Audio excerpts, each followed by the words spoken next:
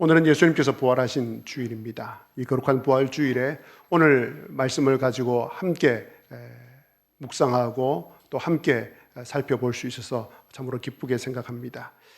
기독교 진리는 에베소서 2장 2절과 2장 4절에 나오는 두 단어로 요약할 수 있습니다.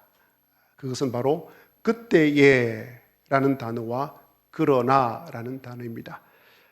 에베소서 2장 4절을 보시면 우리말 번역에는 그러나가 없습니다. 그런데 헬라어 원어 앞에는 대라는 그러나라는 단어가 있습니다. 그래서 우리말 세번역 성경과 또 영어 성경에는 모두 다 그러나라는 단어가 표시되어 있습니다. 먼저 그때를 보겠습니다. 그때에, 이 그때에는 하나님을 알기 전에 우리의 상태입니다. 인간의 상태를 가리킵니다. 그때에 우리는 죄와 허물로 인해 영적으로 죽었습니다. 그때에 우리는 하나님을 알지 못했고 하나님을 거부했습니다. 그때 우리는 하나님을 사랑하지 않았고 하나님을 떠나 살기를 원했습니다. 그때에 우리는 에베소서 1장 2절 3절을 보면 그런 우리를 가리켜서 세상 풍조를 따르고 공중의 권세 잡은 자 마귀를 따르며 육체와 마음에 원하는 대로 욕심에 이끌려 살았던 존재라고 말합니다. 그런 우리의 삶의 기준이 무엇이었습니까? 이것이 내가 원하는 것인가? 이것이 내가 좋아하는 것인가? 였습니다. 하나님의 뜻이 아니었습니다. 그래서 사람과 사람 사이에도 갈등이 생깁니다. 심지어 사랑하는 연인 사이에도 부부 사이에도 다툼이 생깁니다. 왜 그렇습니까? 각자의 욕심과 감정이 충돌하기 때문입니다. 성경은 이런 우리를 향해서 선언합니다. 본질상 진노의 자녀였다고 말합니다.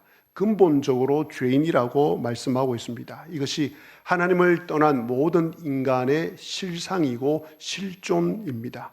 그 결과 인간이 어떻게 되었습니까? 원래 인간은 하나님의 돌보심 아래에 있던 존재였습니다. 하나님의 품 안에서 하나님께서 주시는 평안과 기쁨을 누리며 살아가던 존재였습니다. 그러나 하나님을 떠난 인간은, 하나님을 거부해버린 인간은, 하나님을 배척해버린 인간은, 그래서 스스로 하나님이 되려고 했던 인간은 하나님과 완전히 분리되었습니다. 그래서 어디로 가야 될지 그 방향을 잃어버렸습니다. 마치 우주를 떠도는 미아처럼 어디로 가야 할지 모르는 존재가 되었습니다. 겉으로 보면 잘 살아가고 있는 것 같습니다. 하지만 하나님을 떠난 모든 인간은 두려움과 불안과 공허가 자리 잡고 그렇게 살아가고 있습니다. 무엇보다도 육신의 죽음이라는 넘을 수 없는 이 큰 장벽 앞에서 두려워하며 살아가고 있습니다. 이 모든 끝은 어디입니까? 영원한 심판이고 영원한 형벌입니다. 자, 그런데 이 절망의 자리에서 아주 놀라운 단어가 등장합니다. 바로 그러나입니다. 이 그러나는 성경에서 가장 위대한 단어입니다. 절망을 뒤집는 단어입니다. 어둠을 가르는 빛의 단어입니다. 죽음을 생명으로 바꾸는 하나님의 위대한 선언이요 선포입니다. 저와 여러분은 영적으로 완전히 죽었습니다. 스스로 하나님께 나아갈 능력이 없습니다. 영원한 생명을 얻을 수 있는 능력이 없습니다. 그래서 하나님께서 먼저 저와 여러분을 찾아오셨습니다. 하나님께서 먼저 저와 여러분에게 손을 내밀어 주셨습니다. 여기서 우리는 이런 질문을 하게 됩니다. 왜 하나님께서 그렇게 하셨습니까? 왜 하나님께서 먼저 찾아오셨고 우리에게 손을 내밀어 주셨습니까?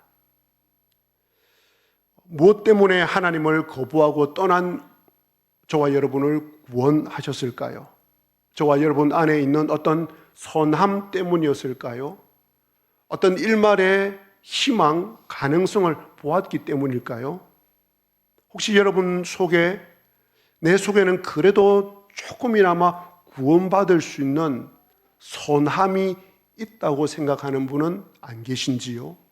아마 단 한 분도 그런 생각을 갖고 있는 분은 없을 것입니다. 왜냐하면 우리 모두는, 모든 사람은 자신이 죄인임을 고백하지 아니할 수 없기 때문입니다. 그렇다면 하나님께서 우리를 찾아오신, 예수 그리스도께서 우리를 찾아오신 이유가 무엇이었겠습니까?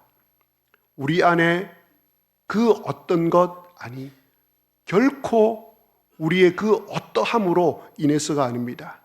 오직 주님께서 찾아오신 이유는 단 하나입니다. 4절 말씀입니다. 긍휼이 풍성하신 하나님이 그 큰 사랑을, 우리를 사랑하신 그 큰 사랑을 인하여 허물로 죽은 우리를 그리스도와 함께 살리셨고입니다. 죄인이요 하나님과 원수된 저와 여러분을 향한 하나님의 풍성한 긍휼 때문입니다. 이 풍성한 긍휼로 그 큰 사랑을 베풀어 주셨기 때문입니다. 그렇다면 하나님께서 그 풍성하신 긍휼로 우리에게 베풀어 주신 그 큰 사랑이 도대체 무엇입니까? 성경은 말합니다. 로마서 5장 8절에 우리가 아직 죄인 되었을 때에 그리스도께서 우리를 위하여 죽으심으로 하나님께서 우리에 대한 자기의 사랑을 확정하셨느니라. 우리가 하나님을 찾았기 때문이 아닙니다. 우리가 회개를 했기 때문도 아닙니다. 우리가 여전히 죄인 되었을 때에, 하나님을 거부하고 있을 때에 그때 하나님께서 우리를 사랑하셨습니다. 사실 예수님께서 달린 그 십자가는 예수님께서 계실 자리가 아닙니다. 죄인된 저와 여러분의 자리입니다. 저와 여러분이 받아야 할 형벌을 예수님께서 대신 받으신 것입니다. 예수님께서, 하나님께서 보여주신 그 큰 사랑, 아들을 보내시고 아들을 십자가에 달려 죽게 하신 그 큰 사랑, 그리고 친히 십자가에 달려 돌아가신 예수님의 그 사랑 때문에 저와 여러분이 구원을 받을 수 있고 새로운 피조물이 될 수 있고 의로운 사람이 될 수 있는 것입니다. 그래서 예수님을 믿는 성도라면 십자가를 볼 때 반드시 이 두 가지를 보게 됩니다. 하나는 내가 하나님 앞에서 큰 죄인이라는 것과, 그리고 하나님의 큰 사랑, 이 두 가지를 보게 됩니다. 지난주 고난주간 특별 새벽 기도회 시간에 어느 날 하루 기도하는 가운데 십자가에 달려 계신, 또 십자가에 달리신 예수님을 보면서, 예수님을 생각하면서 제가 이렇게 여쭈어 보았습니다. 만왕의 왕이신 예수님, 왜 이 모든 모욕과 수치와 고통을 그대로 겪고 계십니까? 왜 이 모든 고통을 참고 거기에 계십니까? 거기에 아무런 저항도 하지 않고 달려 계십니까?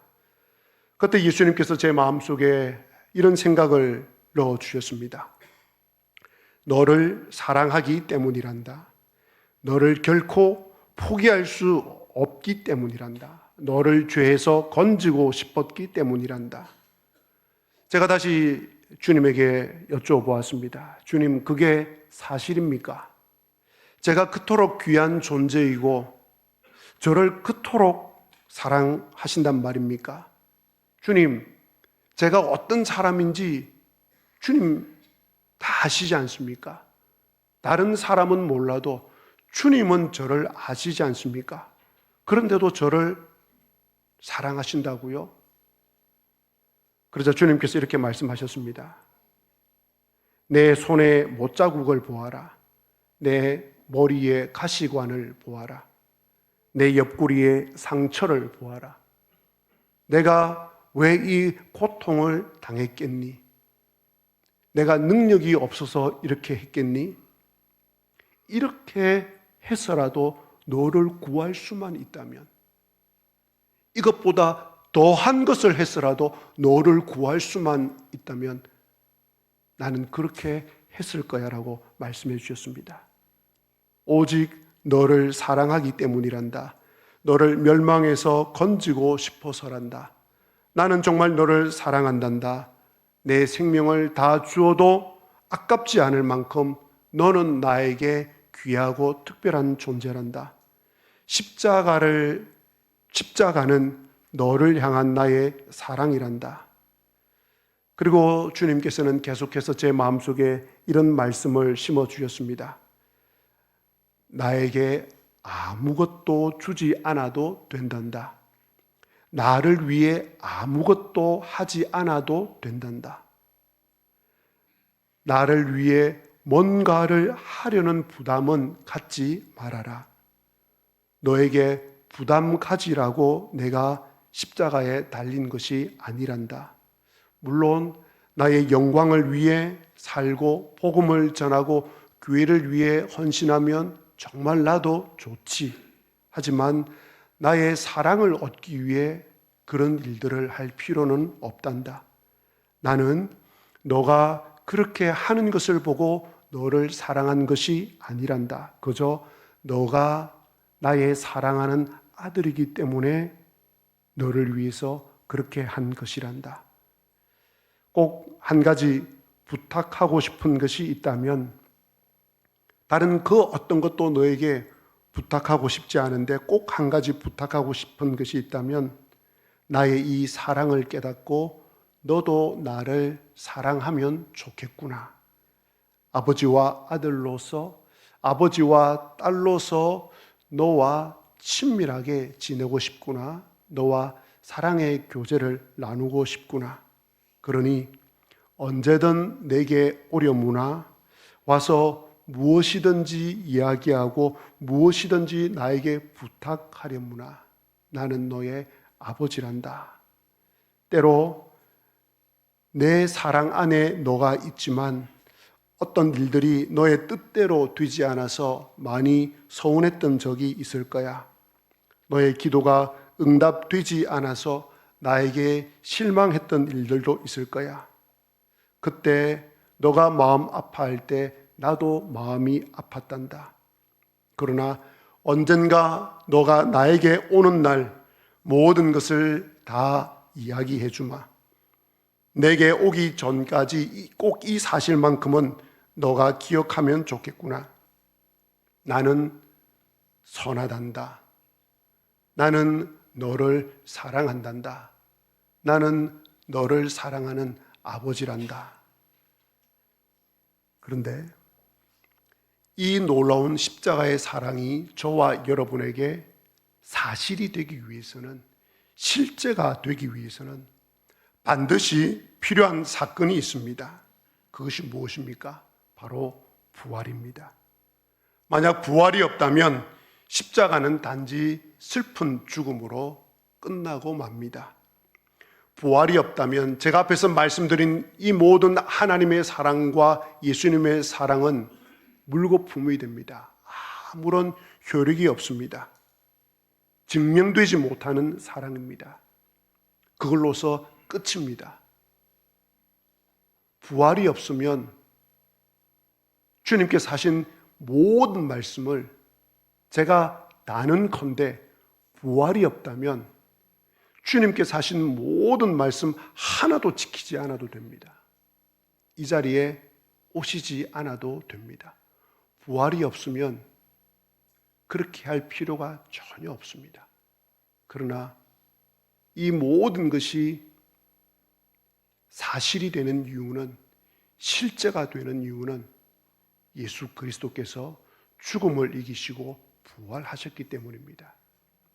예수 그리스도께서 죽음을 이기시고 부활하셨기 때문에 저와 여러분 또한 육신의 사망을 이기는 것입니다.